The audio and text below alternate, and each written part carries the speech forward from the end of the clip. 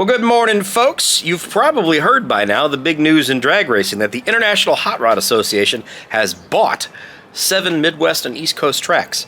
And what that means for me here in Central Ohio is what I want to talk about with you this morning. I'm pretty excited about this. I'm mostly excited about this, tiny little bit terrified, but mostly excited about this, and I want to talk to you about what that means for me here in Central Ohio. Specifically, there are a couple of tracks that I want to bring up. National Trails Raceway, Dragway 42, Milan, Michigan, and Kil-Kare. All of those tracks are within super easy driving distance for me. They are really the greater Ohio, Central Ohio region, other than Milan, which is a bit of a reach, but they're all very, very local tracks to me here in Central Ohio. And Central Ohio, like it or not, is actually a gigantic marketplace for a lot of, I don't want to call it low-end racing, but lower budget racing, easier to enter into racing.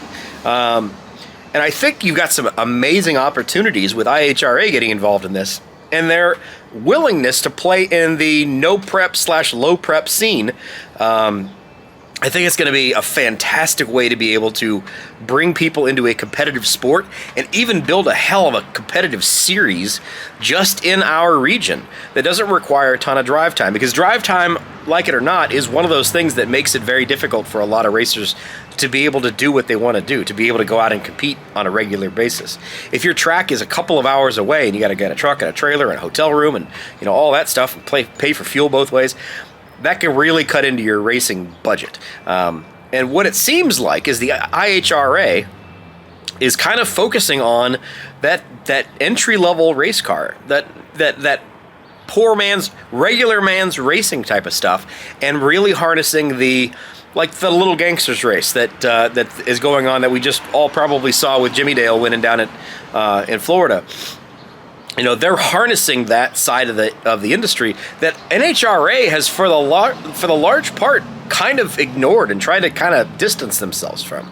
No guff about the NHRA. I love you guys and what you've done, but the thing is, a lot of times when you have one company that's kind of been the behemoth in racing and hasn't really been challenged, they develop their rule books based on what it is they want to see and the fan base that they want to see and the type of racing that they want to support.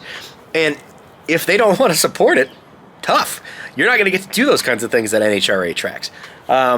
Things like low or no prep racing, or no scoreboard racing, and that kind of stuff can really be an interesting thing that NHRA has kind of shied away from over the years.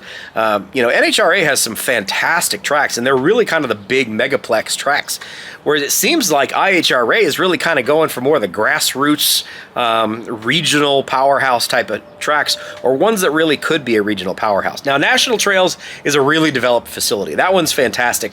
It's pretty much a turnkey, ready to rock and roll, let's go kind of thing. That is 30-ish minutes, depending on traffic, east of Columbus here from where I am downtown.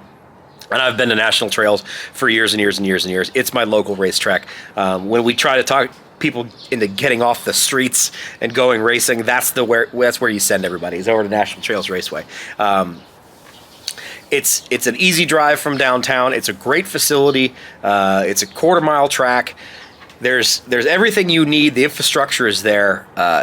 I'm excited about it. I'd like to see maybe some paving in the parking lot, but otherwise, the facility is pretty much ready to rock and roll. So I'm very excited about that track. The Dragway 42 track is actually going to be the one that I'm most excited about. I actually used to race there back in high school, way before any of you guys knew me, way before YouTube was a thing, back in the 90s. That's where I learned how to drag race. That's where I drag raced when I was a kid. And it was a totally different track than what it is today. It was way low buck. It was run down. It was not a great facility. But it was a place for us country guys to go out and go racing.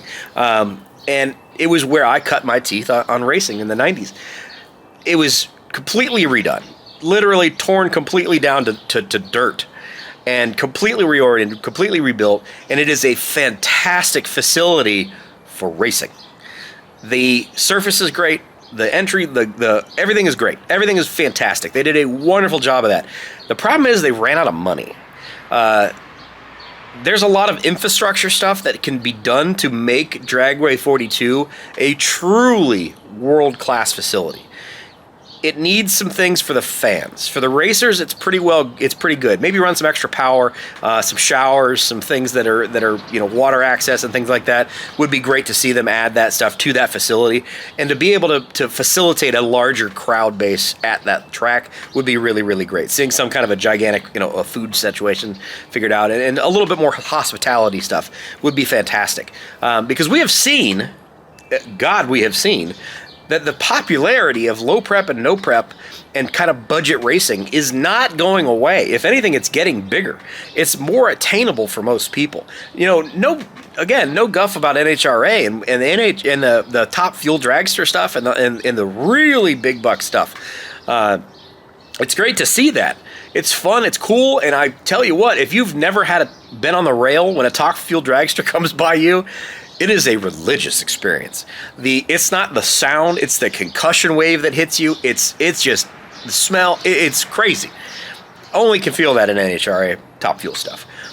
That's awesome, but it doesn't really appeal to a lot of people who are kind of disenfranchised with a lot of the stuff that no longer really is attainable, I guess, maybe. Those cars don't share anything in common with the cars that we drive or that we could build for ourselves.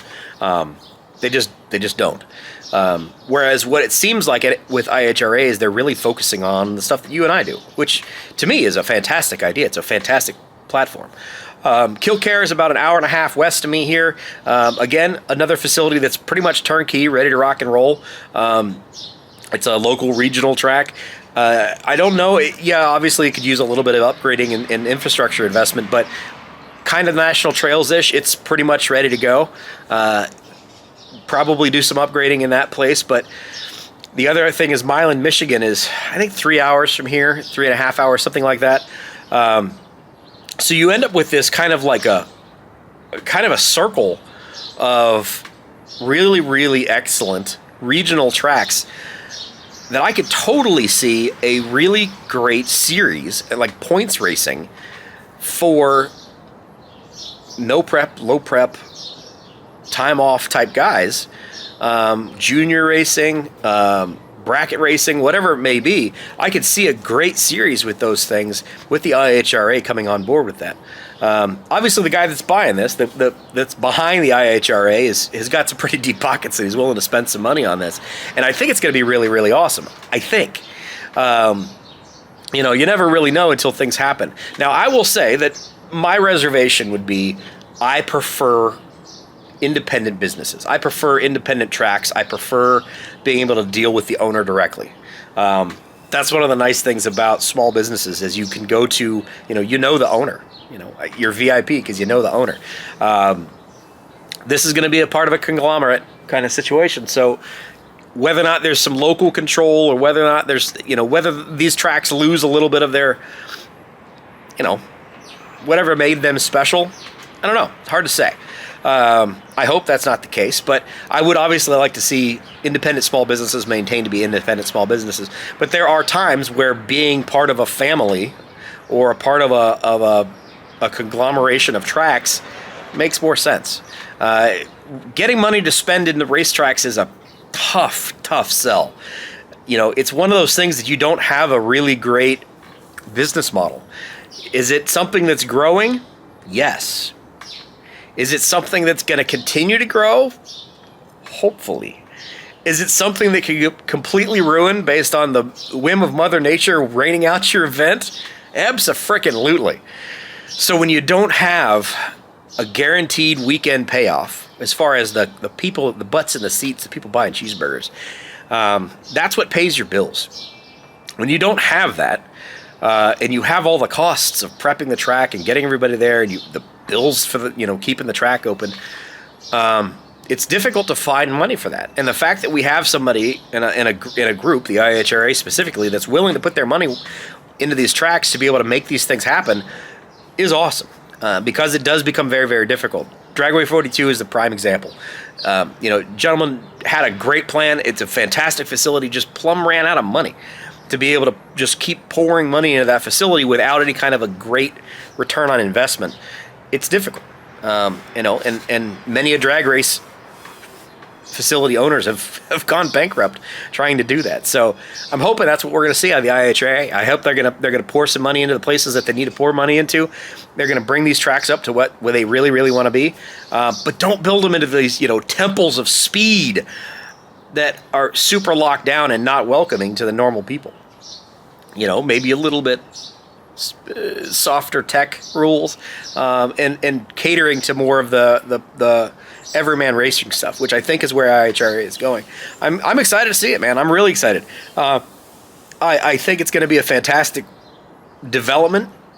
It'll be neat to see how IHRA and NHRA compete with this massive investment, especially here in Central Ohio. Summit Racing is on board, which is awesome. And again, a fantastic Ohio brand. Summit Racing is 2 hours northeast of here. Summit Racing is involved with the NHRA at Norwalk, but seeing them involved in this IHRA thing is fantastic as well. And all these tracks are within 2 hours, 3 hours of Summit.